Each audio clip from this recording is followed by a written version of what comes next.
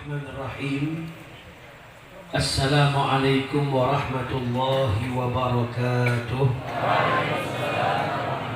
Alhamdulillahi rabbil alamin. Subhanaka la ilma lana illa ma 'allamtana innaka antal alimul hakim. Rabbi shrah li sadri wa yassir li amri wahlul 'uqdatam min lisani yafqahu qawli. Allahumma salli wa sallim ala sayyidina Muhammad tibbil qulubi wa dawaiha wa afiyatil abdani wa shifaiha wa nuril absari wa dhiyaiha wa qutil arwahi wa khidaiha wa ala alihi wa sahbihi ajma'in, amma ba'du.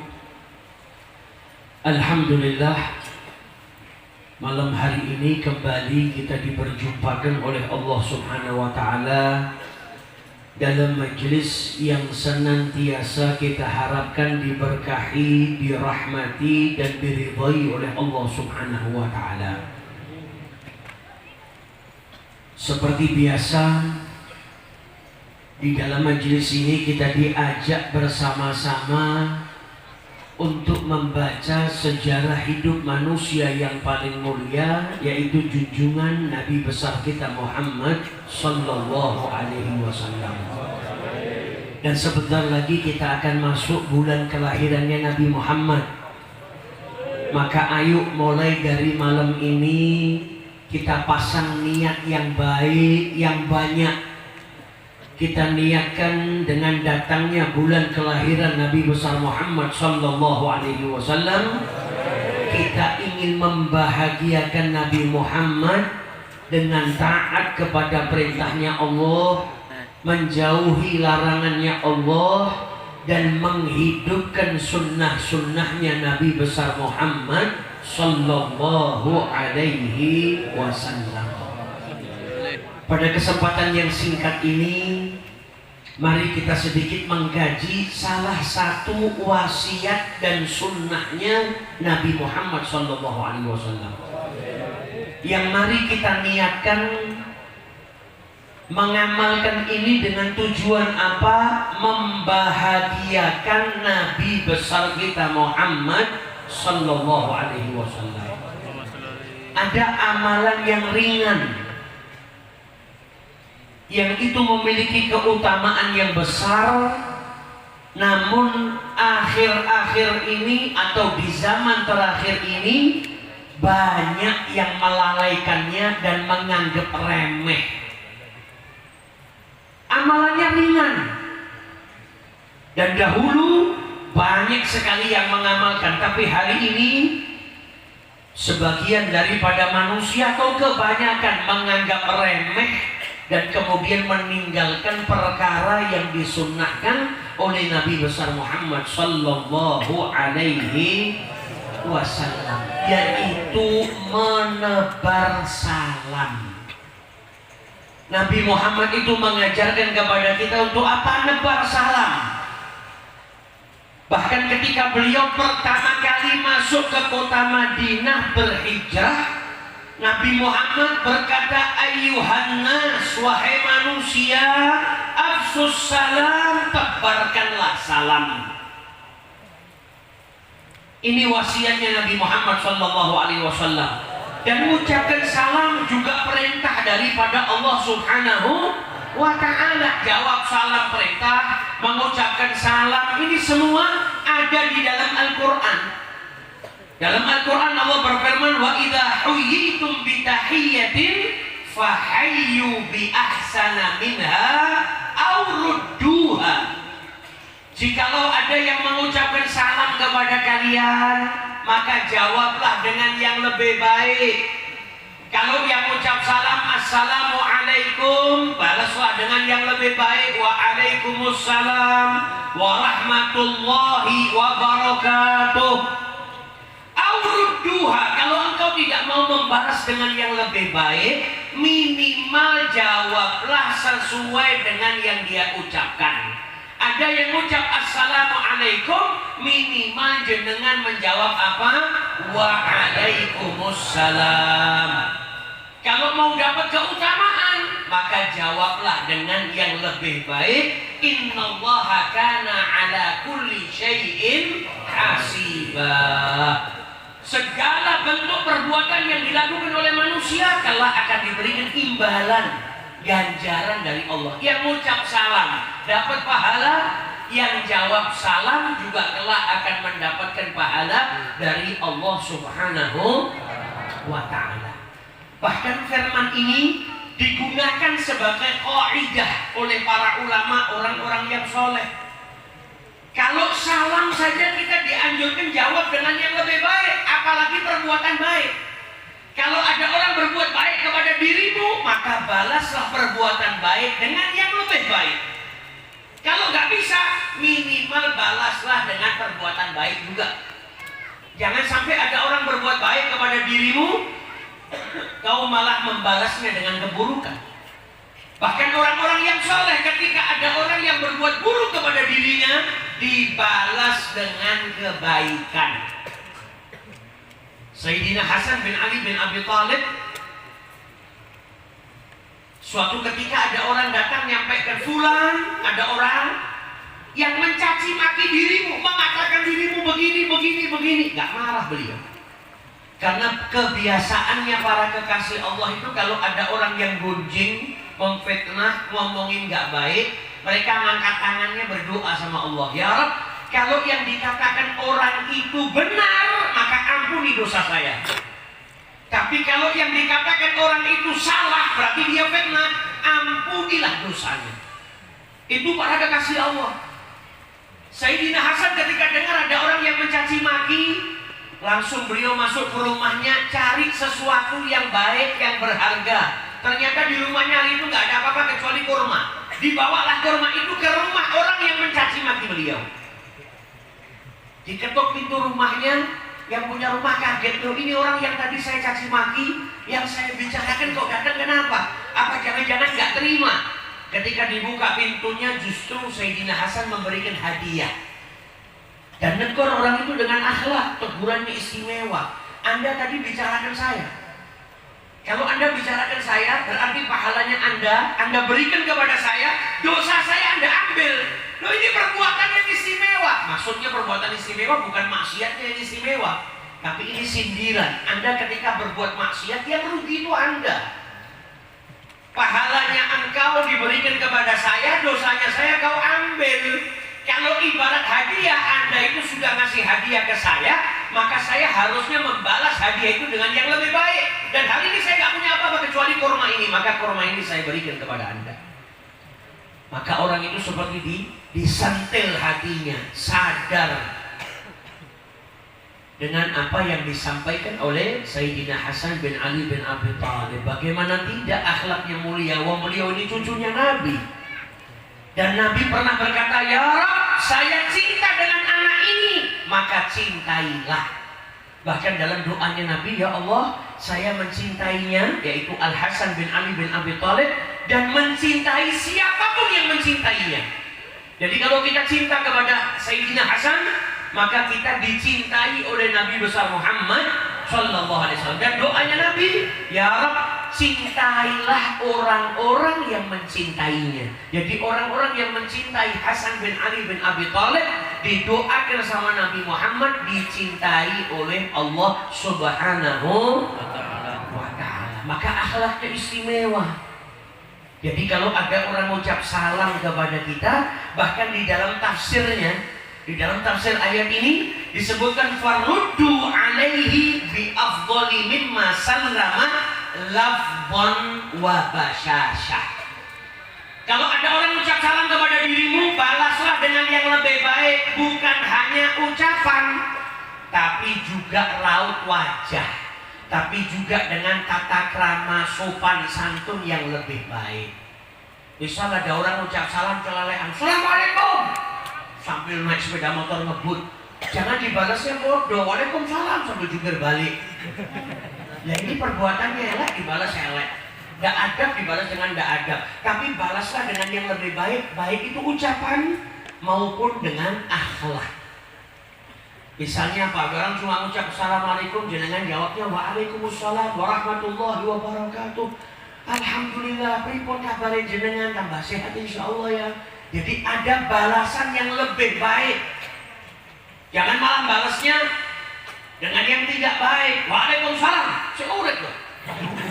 Terus mati. Nah, ini jawab salam itu kan doakan. Waalaikumsalam, semoga Anda mendapatkan keselamatan, keberkahan dan rahmat dari Allah. Kok setelah itu malah dikasih kata-kata yang tidak baik? Harusnya orang yang membalas salam dan ucap salam itu jamin apa? Dirinya tidak melakukan keburukan kepada orang lain. Jangan kalau ucap salam kepada orang lain, berarti jangan doakan orang itu dapat selamat, dapat berkah, dapat rahmat. Maka jaga dirimu, jangan sampai nyakitin orang itu. Jangan sampai jadikan orang itu tidak selamat. Kalau jangan jawab salam, juga sama seperti itu. Ketemu ucap salam, pergi ucap salam, berarti setelah berpisah, orang yang pisah sama kita selamat daripada cacian, makian, gunjingan. Ojo terus orang itu pergi kita ngerasani, padahal kita sudah doakan orang itu dapat selamat, dapat berkah, dapat rahmat dari Allah Subhanahu wa ta'ala. Nah, Nabi Muhammad itu kalau ke rumahnya orang ucap salam. Biasanya Nabi kalau ucap salam 3 kali. Assalamualaikum warahmatullahi wabarakatuh, atau Assalamualaikum. Kalau nggak ada yang balas, diulang lagi 2 kali. Kalau nggak ada yang balas lagi, diulang 3 kali. 3 kali nggak ada yang balas, ditinggal sama Nabi. Nah, ini Nabi ngajarin adab. Jangan kalau ke rumahnya orang ngebel terus salam, nggak dibukain ngebel lagi salam, nggak dibukain lagi ngebel salam 3 kali, nggak dibukain lagi tinggal. Bisa jadi yang punya rumah tidur istirahat atau mungkin nggak mau terima tamu. Zaman sekarang kan tamu ngeyel oke. Ngebel nggak dibukain terus ngebel, 100 sampai belnya jebol. Jangan telepon 1 kali nggak diangkat ulang, 2 kali nggak diangkat ulang, 3 kali selesai. Jangan terus melihat handphone kita orang sampai bingung, miss call 129 kali. Ini mau apa? Ikuti Nabi Muhammad 3 kali selesai, nanti dihubungi lagi, nggak perlu terus-terusan. Nah, ucap salam Nabi Muhammad ini pernah sahabatnya Nabi ini orang pintar. Nabi pernah ke rumahnya seorang sahabatnya mengucap salam, sahabatnya jawab. Tapi jawabnya suaranya pelan sehingga Nabi nggak kena, diulang sama Nabi. Dijawab pelan lagi karena mereka tahu kalau pelan Nabi nggak dengar, bahkan diulang lagi sampai 3 kali baru mereka ngangkat suara. Sama Nabi ditanya, kenapa kalian nggak jawab salam saya dari pertama? Jawab ya Rasulullah, tapi kami jawab dengan suara yang pelan agar engkau mengulang-ulang salammu sehingga kami dapat doa yang banyak darimu. Saking apa pengen didongakno sama Nabi besar Muhammad sallallahu alaihi wasallam. Nah, diriwayatkan oleh Abdullah bin Amr, ada salah seorang bertanya kepada Rasulullah, anna rajulan sa'alan Nabi. Para sahabat ini ketika hidup di zamannya Nabi banyak tanya, tapi pertanyaan yang bermanfaat. Apa pertanyaan orang tersebut? Ayyul islami khairun, amalan apa dalam Islam yang baik ya Rasulullah? Tentunya setelah kewajiban dan rukun Islam. Setelah yang fardu-fardu ini, amalan-amalan yang baik itu apa ya Rasulullah? Kata Nabi Muhammad, tut'imut ta'am, memberikan makan. Di atas kewajiban, wajibnya jenengan mengeluarkan zakat. Di atas kewajiban berarti sedekah. Memberikan makan itu adalah amalan yang baik di dalam Islam.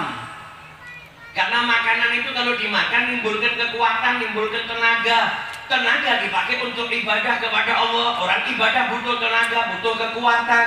Apalagi di saat musibah, ketika Anda dengar ada tempat tertimpa musibah, Anda kirim bantuan makanan ke sana, pahalanya lebih besar. Yang kedua kata Nabi Muhammad SAW, wa taqra'us salam, dan kau mengucapkan salam ala man arafta, kepada orang yang kau kenal, wa man lam ta'rif, dan kepada orang yang tidak kau kenal. Jadi Islam itu ngajari mengucap salam bukan kepada sedulur atau konco atau tonggo saja. Sama yang kenal ucapkan salam, sama yang nggak kenal juga ucapkan salam. Karena salam itu menjadikan satu dengan yang lain timbul rasa cinta, saling menyayangi, tidak membolimi. Berkat apa?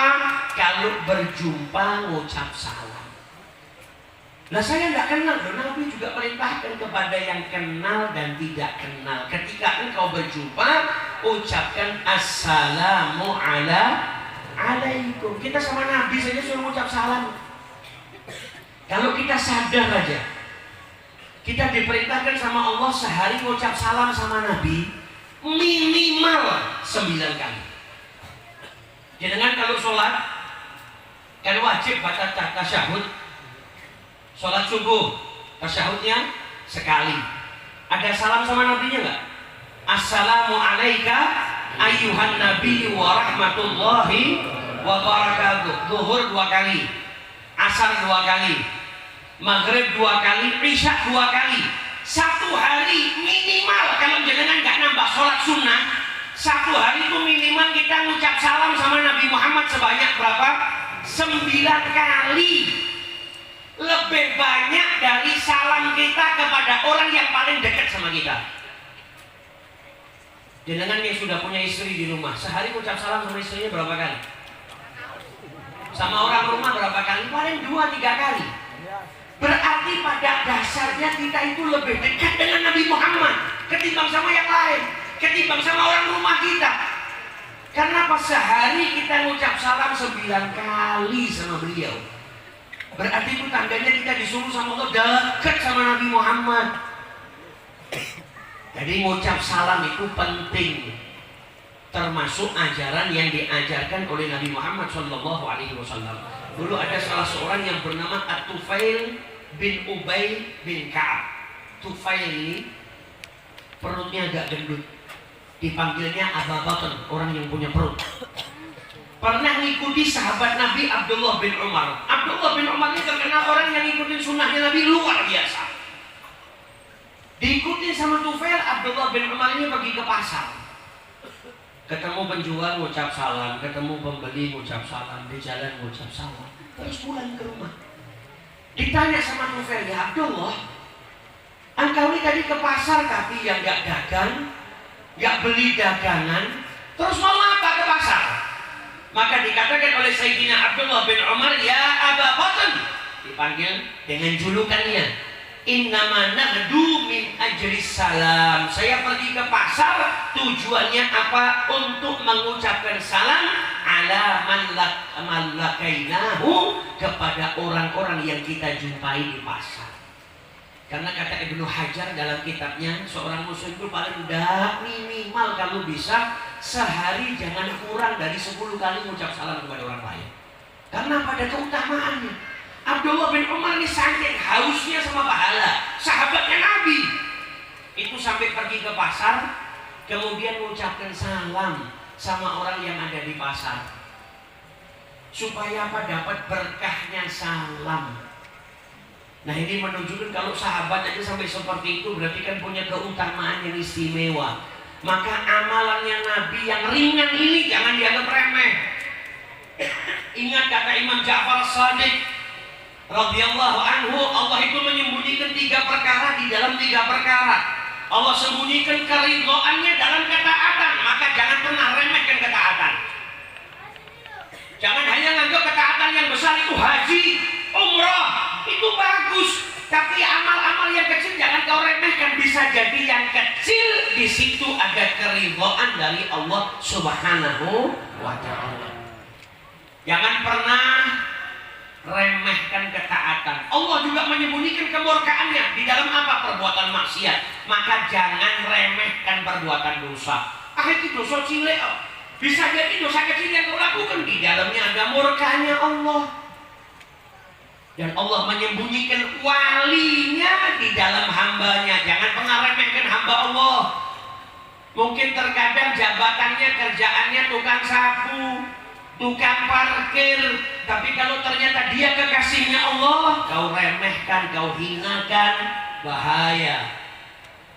Nah, ini salam ringan, tapi jangan diringankan. Bahkan yang ringan ini kadang kita nggak bisa ngamalkan. Berapa banyak hari ini orang yang kalau berjumpa dan ucap salam,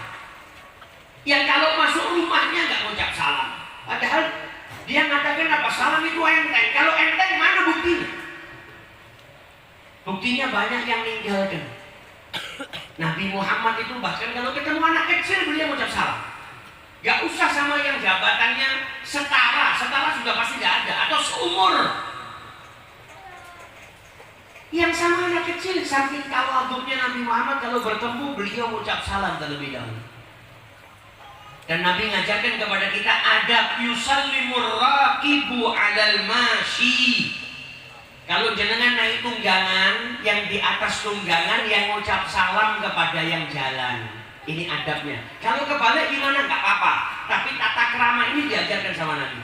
Ar-raqib yang naik tunggangan, dia ngucap salam kepada orang yang berjalan. Wal mashi 'alal qa'id, yang berjalan mengucap salam kepada orang yang duduk.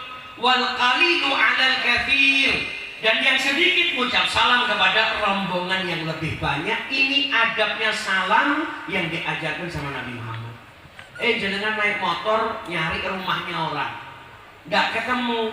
Di jalan ada orang yang jalan, jenengan mau tanya, maka jenengan yang mengucap salam terlebih dahulu. Assalamualaikum Pak, ngapunten, rumahnya fulan di mana ya? Alamat ini sebelah mana ya? Kalau jenengan pas naik kendaraan jalan kaki mau tanya sama orang yang duduk, jenengan yang mengucap salam. Kemudian yang sedikit mengucap salam kepada yang banyak. Jadi kalau jenengan ketemu sama rombongan yang banyak, yang sedikit ini yang mulai salam, itu adabnya. Sayyidina Umar bin Abdul Aziz ketika beliau mau pergi sholat hari raya, sudah pakai pakaian baru, keluar di depan banyak jamaah nunggu beliau. Karena beliau seorang pemimpin khalifah, maka jamaah yang depan rumah itu mengucap salam kepada beliau ketika beliau keluar dari rumahnya. Apa kata Sayyidina Umar bin Abdul Aziz? Diberhentikan sama beliau. Kalian itu banyak dan saya sedikit, maka harusnya saya yang mengucapkan salam. Alayyassalam wa alaikum arrad, dan kalian yang jawab salamnya. Maka kemudian beliau mengucapkan salam, jamaah yang banyak menjawab salam, dan kemudian beliau baru berjalan menuju masjid untuk menunaikan sholat. Nah ini adab. Kalau kebalik ya tidak ada masalah. Tapi kalau bisa kita ngikutin adab yang diajarkan oleh Nabi besar kita Muhammad Sallallahu Alaihi Wasallam. Dalam riwayat yang lain, yang kecil ucapkan kepada yang besar. Kalau kita ketemu orang yang lebih tua, kita yang ucapkan salam terlebih dahulu. Yang besar kalau mau ucapkan salam terlebih dahulu kepada yang kecil, mengikuti Nabi Muhammad juga tidak ada masalah. Sama-sama mengikuti sunnahnya Nabi besar Muhammad Sallallahu Alaihi Wasallam. Nah kalau ketemu sama orang yang beda agama, ahlul kitab, Nabi Muhammad mengajarkan idza sallama alaikum ahlul kitab. Kalau sampai ada orang Nasara atau orang Yahudi mengucapkan salam kepada kalian, faqulu wa alaikum, maka jawablah dengan wa alaikum. Jadi dulu ada orang Yahudi ketemu sama Nabi, mengucapkan salamnya assalamu alaikum, bukan assalam tapi asam. Sam itu apa? Artinya kematian. Jadi orang Yahudi ini gak suka sama Nabi. Ketemu Nabi, doakan buruk sama Nabi Muhammad. Assalamualaikum, kematian atasmu. Maka sama Nabi dijawab wa'alaikum. Jadi doanya dibalikkan sama Nabi. Maka dari itu Nabi mengajarkan jawabnya wa'alaikum. Karena kalau yang diucapkan sama orang tadi kebaikan, maka doanya jadi dibalikkan, jadi dia juga dapat kebaikan. Tapi kalau sampai orang itu mendoakan keburukan, ya doa keburukan tadi kembali kepada dirinya. Nah ini kalau kita jawab salamnya ahlul kitab. Tapi bukan berarti Nabi Muhammad ngajari kita berbuat buruk kepada orang non muslim, enggak. Kita tetap diajarkan akhlak sama Nabi Muhammad, enggak boleh berbuat buruk kepada orang lain. Tapi kalau mereka mengucapkan salam, maka yang diajarkan oleh Nabi Muhammad jawabannya wa'alaikum, dan atasmu. Kalau yang diucapkan baik, ya dia juga dapat kebaikannya. Kalau sampai yang diucapkan buruk, ya doanya kembali kepada dirinya.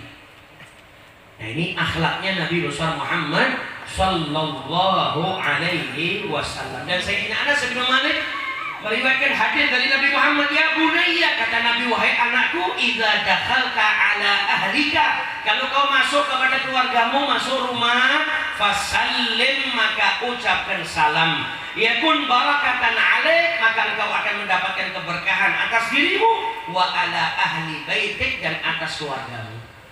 Jadi jangan kalau masuk ke rumah ucap apa? salam. Tujuannya apa?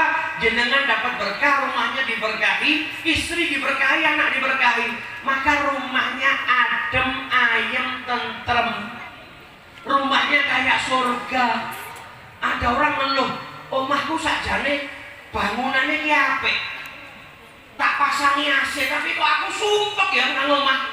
Nek pas nang omah wong liya kok malah kerasan. Lah rumahmu isinya cacian, pisuan, makian.